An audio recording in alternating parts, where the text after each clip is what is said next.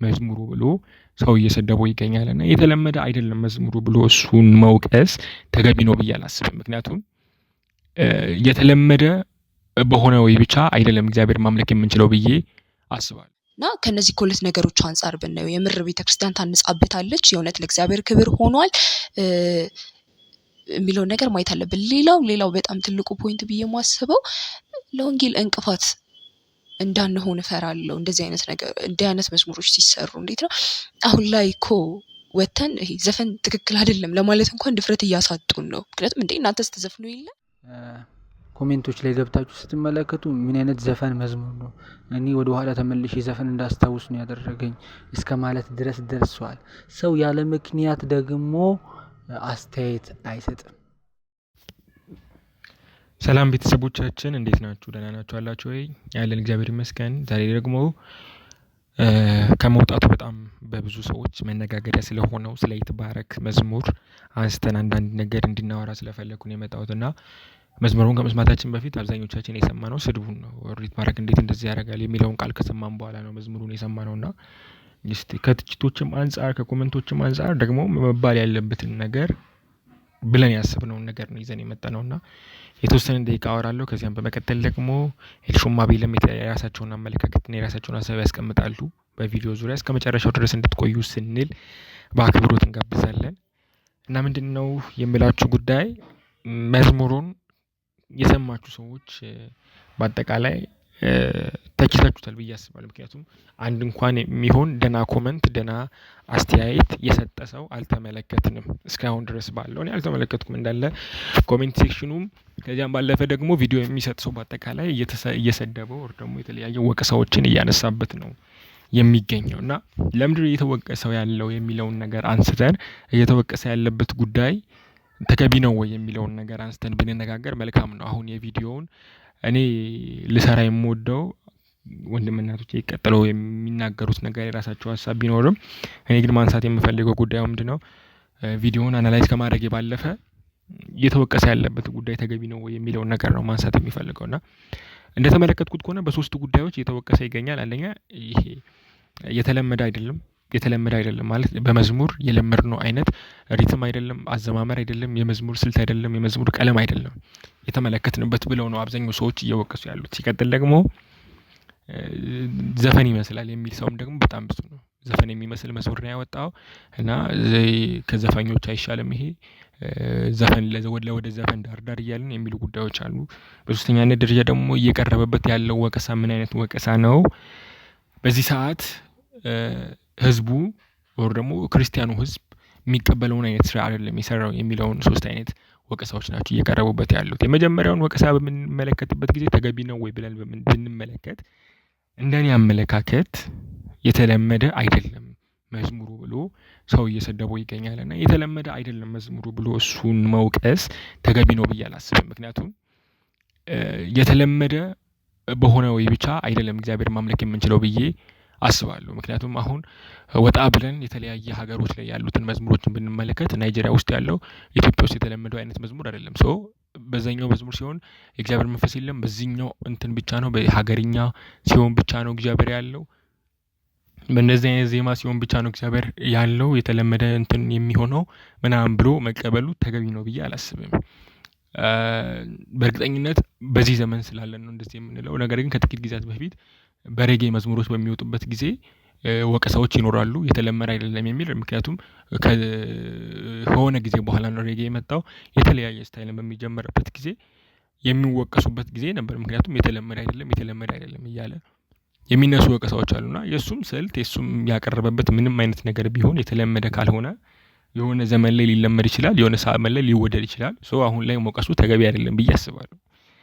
ከዚያም ያለፈ ደግሞ ዘፈን ይመስላል የሚሉ ኢሹዎች አሉ። ዘፈን ይመስላል የሚለው ነገር ወቀሳውን በመመለከትበት ጊዜ እኔ በጣም ነው መገረመው። ምክንያቱም ዘፈን የማይመስል መዝሙር የትኛው ነው?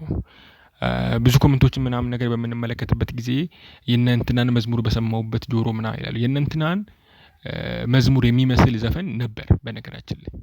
ይሄ አንድ ሰው በአንቾዬ መዝሙር ሰርቶ ከሆነ አንቾዬ የሆነ ዘፈን አለ፣ ትዝታ የሆነ መዝሙር ከሰራ ትዝታ የሆነ ዘፈን አለ እና ዘፈን ይመስላል የሚለው ነገር ዘፈን የማይመስል መዝሙር የለም። የጴንጤ መዝሙር ሆኖ በዘፈን እንትን ኢንስትሩመንት ነው የተሰራው። ዘፈኖች በሚሰሩበት በተመሳሳይ ኢንስትሩመንት ነው፣ በተመሳሳይ ሚክሲንግ ሲስተም ነው የተሰራው። ሶ እንደዚህ አይነት ወቀሳውም ተገቢ ነው ብዬ አልቀበልም በዚህ ሰዓት ማለት ነው። ነገር ግን ሶስተኛውን ወቀሳ ግን ተገቢ ነው ብዬ የማስበው በሶስተኛነት ደረጃ እየተነሳ ያለውን ወቀሳ ነው ብዬ ነው የማስበው በዚህ ሰዓት። እና እሱም ወቀሳ ምንድነው እንደነገርኳችሁ ህዝቡ የሚቀበለውን ስራ አይደለም የሰራው የሚለው ነገር አሳማኝ የሆነ ወቀሳ ነው። ምክንያቱም እንደዚህ አይነት ነገር በዚህ ሰዓት የኢትዮጵያ ህዝብ ሊቀበል አይችልም። በዚሁ እግዚአብሔርን ሊያመልክ አይችልም የኢትዮጵያ ህዝብ። ዲፔንዲንግ ኦን የኢትዮጵያ ህዝብ ማለት ነው። ገብቷችኋል? እና በቃ ምንም አይነት መልካም ነገር ቢሆን፣ ምንም አይነት ኃጢአት ያልሆነ ነገር ቢሆን ህዝቡ ካልተቀበለና ህዝቡን የማያንስ ከሆነ ብሎም ደግሞ ህዝቡ የሚሰናክልበት አይነት ነገር ከሆነ ተገቢ አይደለም፣ የሰራው ስራ ኃጢአት ነው ማለት እንችላለን ብዬ አስባለሁ። ሶ ሊወቀስ ይገባል ብዬ የማስበው በዚህ ጉዳይ ነው። ህዝቡ የሚቀበለውን ነገር አይደለም እየሰራ ያለው፣ ህዝቡ የወደደውን ነገር አይደለም እየሰራ ያለው በዚህ ሰዓት የሰራው ነገር እና መዝሙረ ራሱ ለፍቶበታል፣ የተለያየ ወጪዎችን አውጥቶበታል። ነገር ግን ህዝቡ ደስ አላለውም፣ በቃ ተሰናከለበት።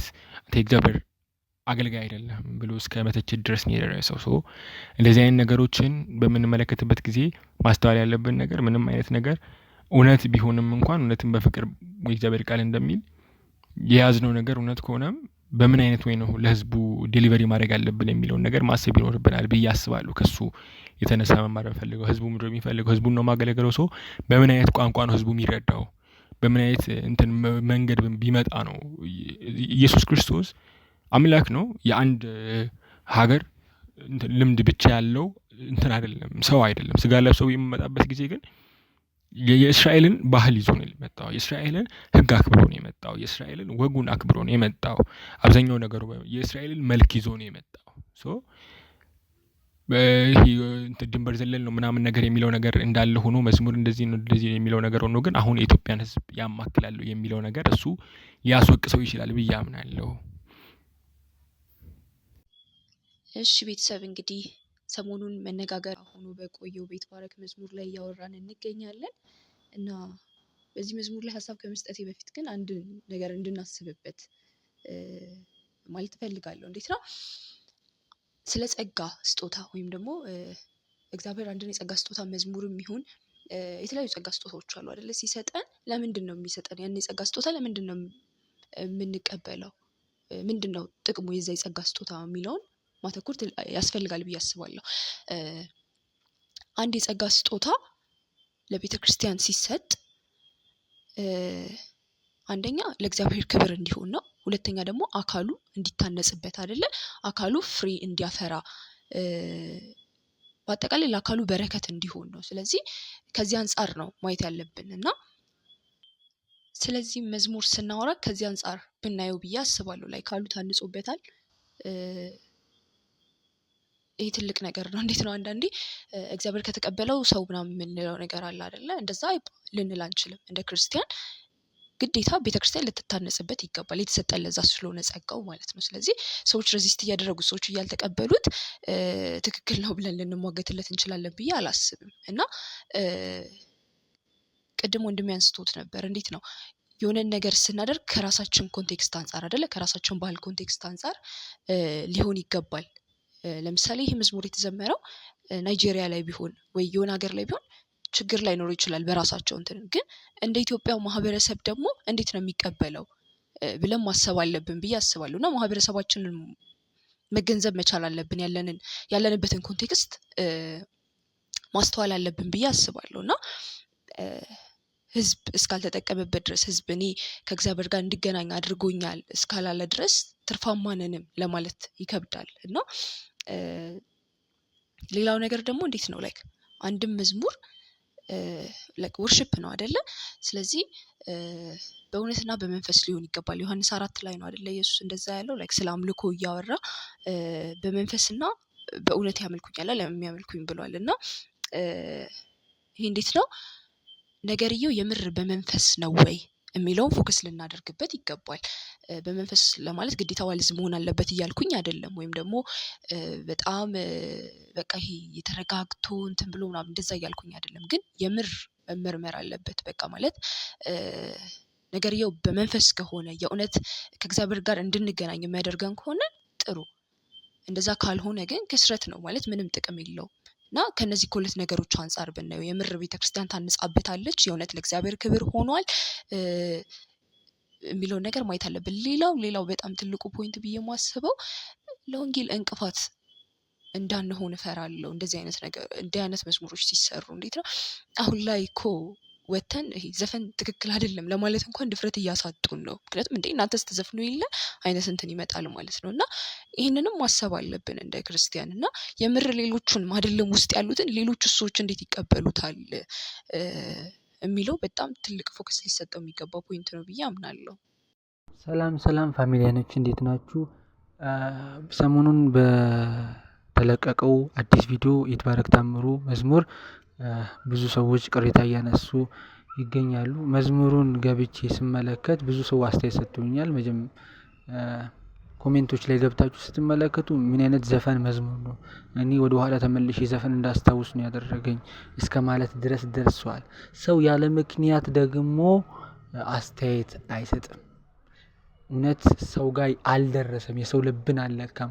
ይሄ መዝሙር እውነት የሰውን መንፈስ አላነቃቃም። እውነት ይሄ መዝሙር ወደ እግዚአብሔር እንድንመለስ አደረገ፣ እግዚአብሔር እንድናከብሩ አላደረግንም። ምክንያቱም ከዜማውና ከክሊፑ አንጻር በጣም ዘፈን የሚመስል ነገር ታይቶበታል እና ይሄ ደግሞ ልክ አይደለም። አንዳንድ ጊዜ የምናቀርበውን መስዋዕትና የምንዘምረውን ዝማሬ ለጌታ አድርገን ብንዘምረው የተሻለ ነው ብዬ አምናለሁ። እግዚአብሔር ያማረው ሁሉ ነገር ይገባዋል።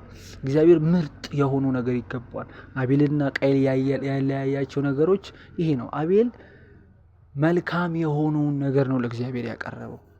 ለእግዚአብሔር ይገባዋል ያለው ትልቁ ነው። ካረባቸው ወይም ደግሞ ካደለባቸው በጎች ምርጡን ብሎ ለእግዚአብሔር ሲሰጥ እንመለከታለን። ቃየል ግን ምርጡን ለራሱ አልቀርቶ ትርፍራፊው ለእግዚአብሔር ሲሰጥ እንመለከታለን። ይሄ ደግሞ ልክ አይደለም። ስለዚህ አይ ቲንክ የሰው ልብ ጋር ቢደርስ ይሄ ነገር ጥሩ ነበር። የሰውን መንፈስ አላነጸም ብዬ አስባለሁ። እኔንም መዝሙሩ አላነጸኝም። ምንም ያገኙበት ቁም ነገር ያገኙበት ሴንስ የለም። ስለዚህ ይሄ ነገር ልክ እንዳልሆነ ይሰማኛል እና እናንተ ጋርም ይሄ መዝሙሩ እንደደረሰና እንደሰማችሁ ታውቃለሁ። እናንተ ጋር መልካም ነገር ያልሆነ ነገር እንዳያችሁና እንደገባችሁ አስባለሁ። ስለዚህ በዚህ መዝሙር ላይ በጣም ቅሬታ አለኝ እና አሁን ወደፊት የሚወጡ ዝማሬዎች እውነት ምርጥ ለሆነ ለእግዚአብሔር ምርጡ ነገር ሁላችንም ብናቀርብ ባይ ነኝ። አመሰግናለሁ።